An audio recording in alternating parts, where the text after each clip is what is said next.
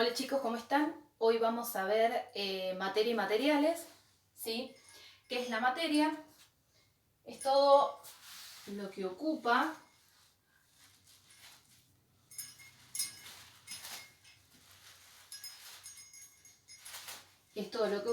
un lugar en el espacio, ¿sí? Por lo tanto, también tiene un volumen y también va a tener una masa. Por lo tanto, este marcador va a ser materia, este recipiente va a ser materia, el borrador va a ser materia. Todo lo que ocupa un lugar en el espacio, que tenga un volumen y una masa, van a ser materia. Yo les voy a dejar una pregunta para que respondan abajo en los comentarios si el aire es materia. Y ustedes tienen que justificar por qué sí o por qué no. Bien, esta materia está compuesta, ¿sí?, por átomos. Los átomos son la menor estructura, ¿sí?, la mínima estructura que va a componer la materia. Tenemos diferentes tipos de átomos: átomos de carbono, átomos de hidrógeno, átomos de cloro, átomos de oxígeno, átomos de nitrógeno. ¿Cómo están formados esos átomos? Primero están formados por partículas subatómicas.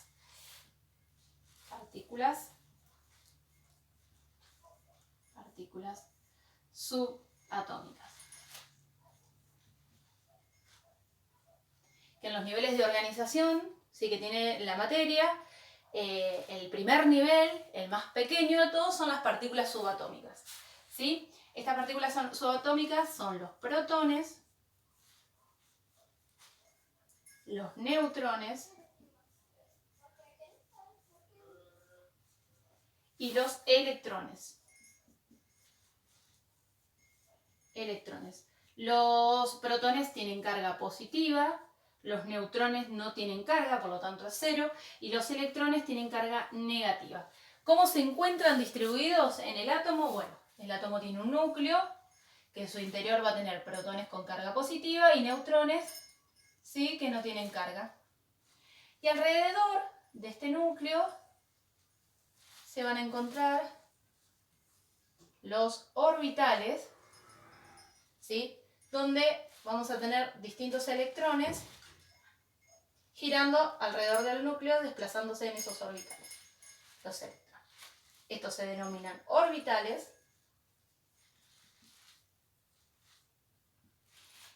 y este es el núcleo, ¿sí? Disculpen el dibujo, pero bueno, no soy muy buena dibujando. Bien, ya sabemos lo que son la materia, que está formada por átomos. Estos átomos están formados por estas partículas subatómicas. Cuando se juntan los átomos, por ejemplo el átomo de oxígeno, ¿sí?, tenemos el átomo de oxígeno unido a otro átomo de oxígeno, es el oxígeno molecular, el oxígeno que nosotros respiramos, forman moléculas, ¿sí? Forman lo que son las moléculas. Podemos tener oxígeno, podemos tener ozono. El ozono es un gas que se encuentra recubriendo, que está en la atmósfera, que se encuentra recubriendo el planeta, ¿sí? Y lo que hace es filtrar las radiaciones ultravioletas provenientes del Sol y evitar así que lleguen a la superficie de la Tierra, ¿sí? Cuando hay mucha contaminación, sabemos que se habla del famoso agujero en la capa de ozono, que lo que hace que ingrese justamente la radiación ultravioleta, y cuando está en contacto con nuestras moléculas orgánicas, o la de cualquier organismo vivo, lo que genera obviamente es un daño muy grande. Por eso es importante colocarse protector solar para bloquear esas radiaciones UV y evitar así que estén en contacto con nuestras moléculas orgánicas, ya que pueden producir alguna mutación en las células y eso puede generar lo que se denomina cáncer de piel. Tenemos moléculas de oxígeno, de ozono, de dióxido de carbono, un átomo de oxígeno, dos átomos de oxígeno unidos a un átomo de carbono, forman el dióxido de carbono. Nosotros inhalamos oxígeno, exhalamos dióxido de carbono, ¿sí? Y las plantas toman ese dióxido de carbono que nosotros exhalamos, junto con la radiación del sol, la energía lumínica, y el agua producen lo que se denomina fotosíntesis. Como resultado de esta reacción química, resultado de la fotosíntesis, tenemos la glucosa, que es el alimento de las plantas, ¿sí? Por eso se dice que producen su propio alimento, y como producto de desecho el oxígeno, que vamos a utilizar nosotros para respirar. Bien, entonces la materia está formada por átomos, que cuando se unen esos átomos forman lo que se llaman moléculas. Que bueno, hay un montón de moléculas. Generalmente la mayoría de los átomos se encuentran unidos a otros átomos en la naturaleza. Bien, esta materia tiene diferentes características. ¿Sí?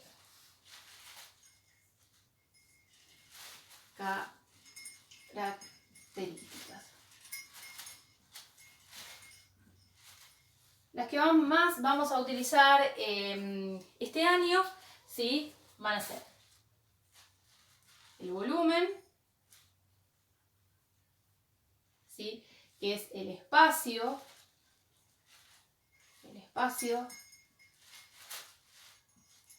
que ocupa cierta porción de materia, el espacio que ocupa una porción de materia, la masa, que es la cantidad de materia, ¿sí? Vamos a otra característica que va a ser el punto de fusión. Punto de fusión. Y el punto de ebullición. El punto de fusión es la temperatura a la que pasa una sustancia, ¿sí? De estado sólido a estado líquido. Por ejemplo, el punto de fusión del agua, vamos a poner acá entre paréntesis para especificar el agua, H2O, ¿sí? Es una molécula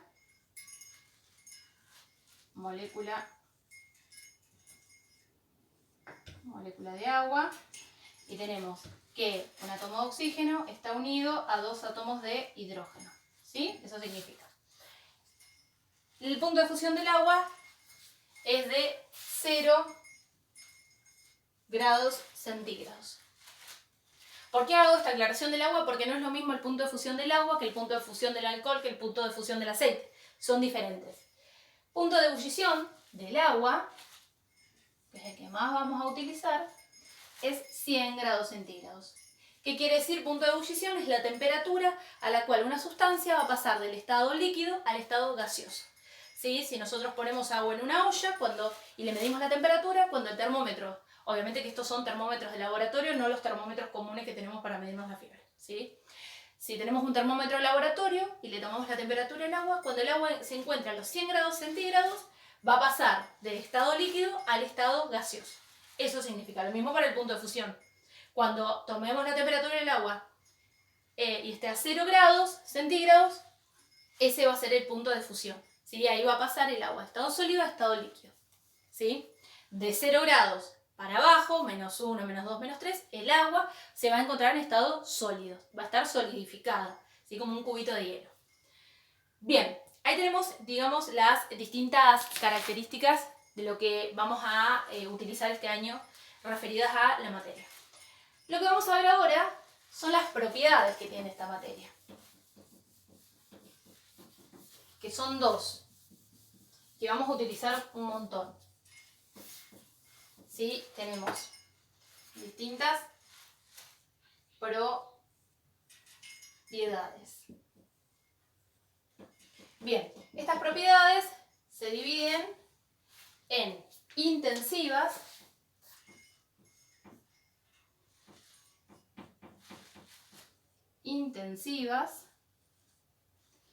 las cuales no, ¿sí? Esto es importante, no dependen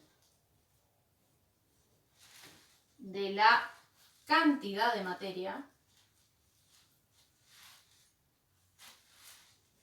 ¿sí? sino de sus características.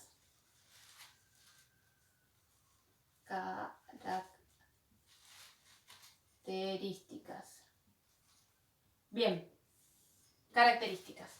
Por ejemplo, si yo tengo 10 gramos de azúcar blanca, va a ser de color blanco. Y 1 kilo de azúcar blanca va a ser de color blanco. ¿Sí?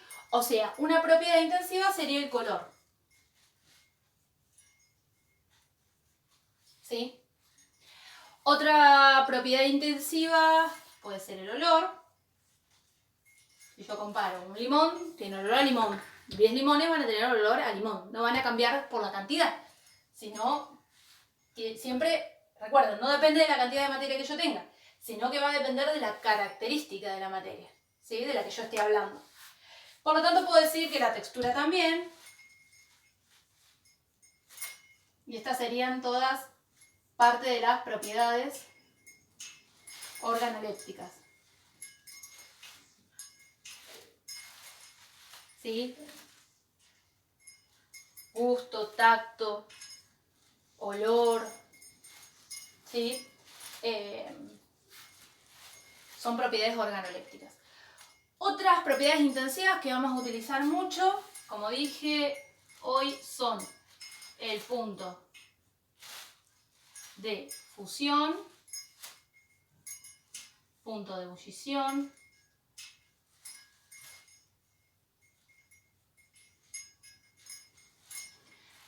por ejemplo, si yo tengo 1 litro de agua, su punto de ebullición va a ser de 100 grados centígrados. 10 litros de agua, el punto de ebullición va a ser de 100 grados centígrados. Y si yo tengo 1000 litros de agua, el punto de ebullición va a ser de 100 grados centígrados. No importa la cantidad de agua que yo tenga, ¿sí? Porque es una propiedad intensiva.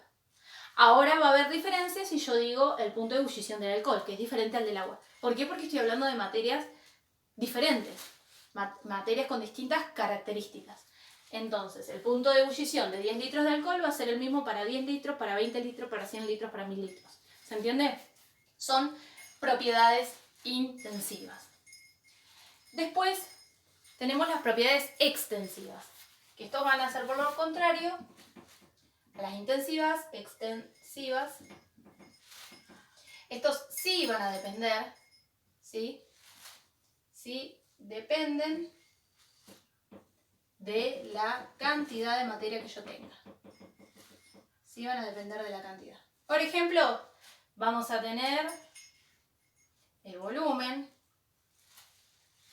vamos a tener la masa, vamos a tener la longitud, ¿sí? Generalmente el volumen lo vamos a encontrar en mililitros, en centímetros cúbicos, lo vamos a ver también resumido así en cc, que es centímetros cúbicos, en litros, ¿sí? La masa en gramos o en kilogramos. ¿Sí? Hay otras unidades de medida también para la masa, pero las que más vamos a ver son estas.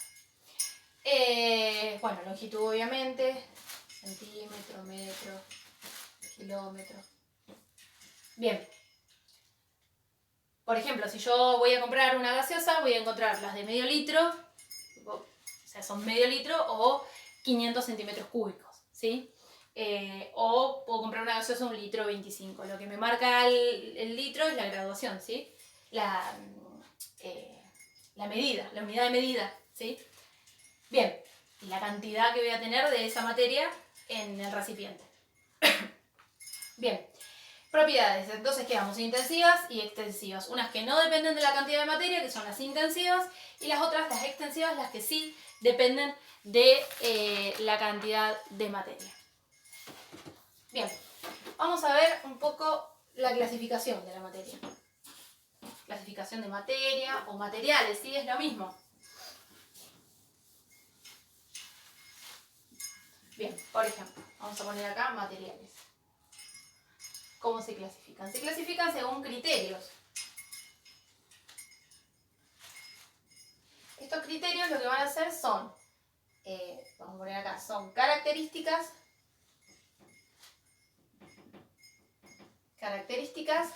que tengo en cuenta tengo en cuenta a la hora de clasificar.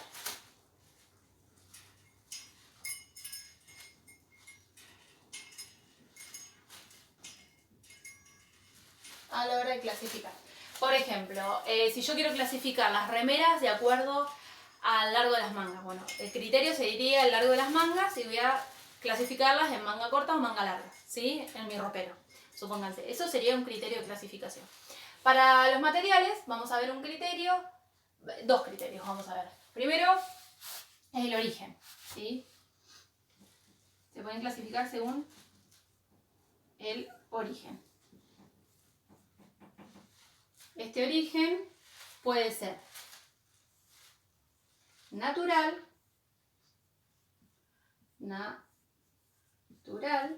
¿sí? Natural o artificial. Artificial, ¿sí? Puede ser artificial o sintético, también lo pueden encontrar en los libros. Sintético. Bien, los materiales naturales, ¿sí? Por ejemplo, son aquellos que se van a extraer, ¿sí? Se van a extraer de la naturaleza.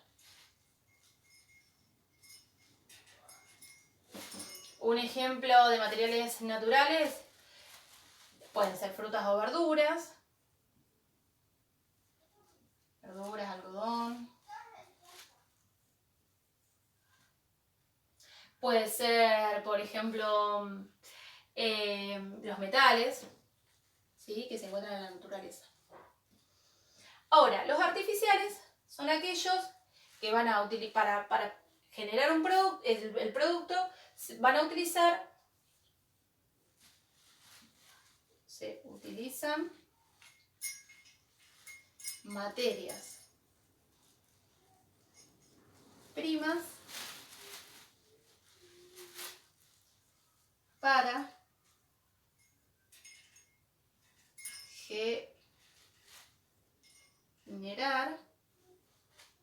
generar, ¿sí? Un producto.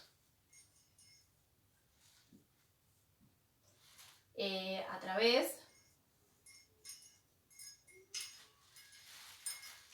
de un proceso. Por ejemplo, ¿sí?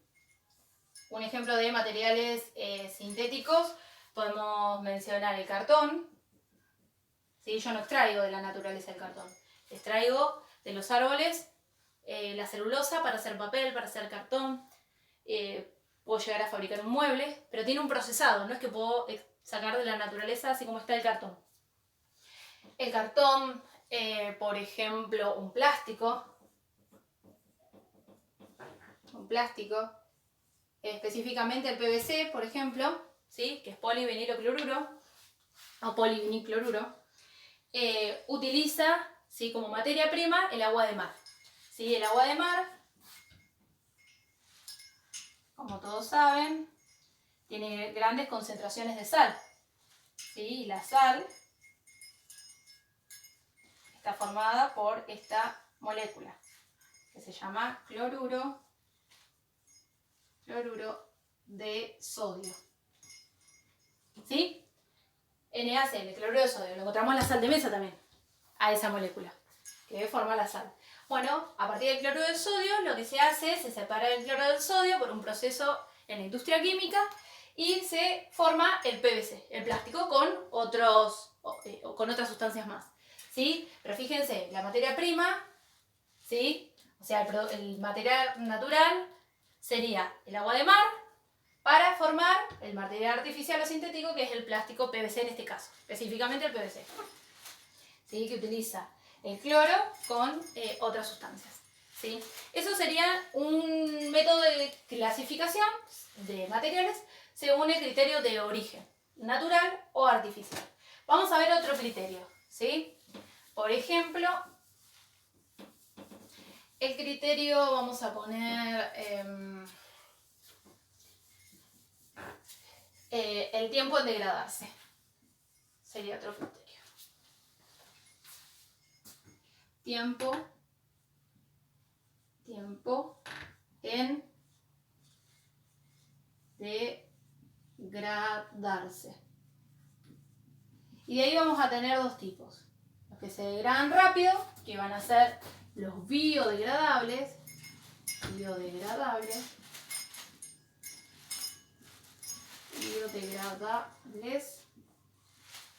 ¿Sí? Y los no biodegradables. ¿Sí? Tenemos los biodegradables. Esta biodegradación, bios de vida, significa vida. ¿Sí? Esta degradación se va a dar por diferentes organismos. Por ejemplo, hongos y bacterias. ¿Sí? Lo que van a hacer es degradar este material para producir su alimento. ¿Sí? Ejemplos de materiales biodegradables, todo lo que es materia orgánica.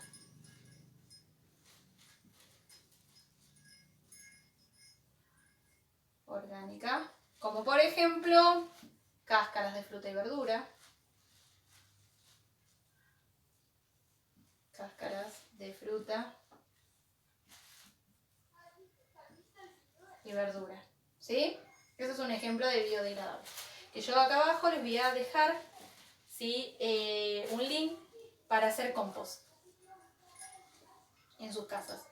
El compost es a través de la materia orgánica que ustedes echan en sus casas, la separan de todo el resto de los residuos sólidos comunes. En vez de tirarla a la basura, todo lo que son cáscaras de fruta y verdura y cáscaras de huevo, la colocan en un tarrito aparte y van generando compost. Yo después les voy a explicar bien cómo se hace. Y el resultado del compost es tierra fértil, ¿sí? Que ustedes van a utilizar para sus plantas, que tienen mucha concentración en átomos, por ejemplo, en sustancias que contienen átomos de carbono, de nitrógeno, que sirven para que la planta crezca fuerte, crezca más rápido, ¿sí? Saludable. O sea, les da nutrientes a las plantas. Biodegradables. Y después tenemos los no biodegradables. Los que tardan mucho tiempo. Sí, ¿por qué tarda mucho tiempo? Porque a los organismos les cuesta más hacer esa degradación. Sí, por eso se lo dice no biodegradable. Generalmente tardan cientos de años. Un ejemplo de esto tenemos el vidrio, el plástico. ¿Sí? Por ejemplo, el plástico es uno de los que más también daño hacen, porque generalmente los organismos que se encuentran en el agua, así los peces u otros organismos marinos, lo que hacen es ingerirlos. Y por ejemplo, hay algunos plásticos que se denominan microplásticos porque son muy chiquititos. Como todos sabemos, los plásticos, para darle forma, para darle color, para darle un volumen determinado, tienen un proceso químico, que quiere decir que se utilizan sustancias químicas que generalmente involucran metales pesados, como el plomo, el mercurio, el cadmio. Lo que sucede es que cuando el organismo vivo, por ejemplo el pez, ¿sí? Incorpora microplásticos, además de producirle ulceraciones en su organismo, en todo su sistema digestivo, le genera también saciedad, una saciedad que no nutre, digamos. Ellos se sienten como que se alimentaron, pero en realidad no se están nutriendo y el pez termina muriendo. Muchas veces por eso, por esa saciedad que no genera ninguna sustancia nutritiva para su organismo.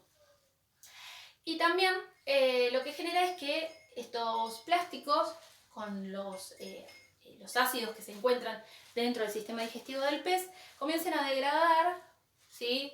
De a poquito, y se pueden desprender ciertas sustancias de esos microplásticos.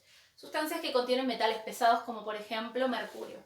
Los metales pesados tienen una característica de bioacumularse en los tejidos, ¿sí? Orgánicos, y por lo tanto, si pescamos ese pez que tiene bioacumulado en sus tejidos un metal pesado, cuando lo comemos, nosotros incorporamos ese metal pesado y se bioacumula en nuestro organismo también. Por eso es muy importante desechar los plásticos en los puntos limpios, ¿sí? Evitar tirar plástico en las playas, evitar también que ese plástico llegue al basural, porque ahí también se dificulta mucho su biodegradación por todo esto que fui contando. Así que bueno, hasta acá llegamos con la parte de materiales. En breve les voy a subir otro video sobre estados de agregación de la materia. Muchas gracias.